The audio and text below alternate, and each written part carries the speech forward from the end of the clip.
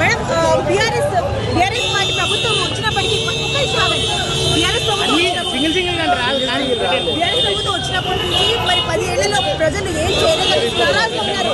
ఇప్పుడు అదే అంటే దానివల్ల ఏమైనా మీకు దెబ్బతి పడిందంటారా?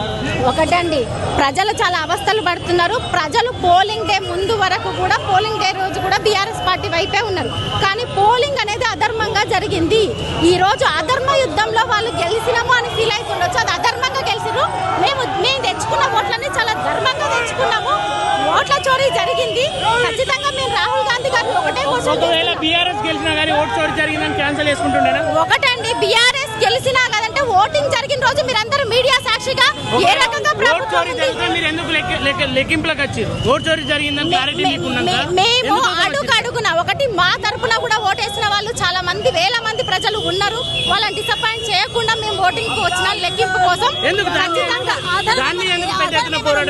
ఖచ్చితంగా చేస్తామండి. మేము అయినప్పటికీ కూడా ప్రజాస్వామ్యబద్ధంగా ఎలక్షన్ లో పాల్గొన్న వాళ్ళు చాలా మంది ఉన్నారు కాబట్టి వాళ్ళని డిసప్పాయింట్ చేయకుండా బీఆర్ఎస్ పార్టీ ఈ రోజు ఓట్ల లెక్కింపుకి వచ్చింది.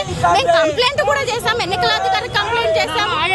కాబట్టి ఖచ్చితంగా మేము రాహుల్ గాంధీ గారిని క్వశ్చన్ చేస్తాం.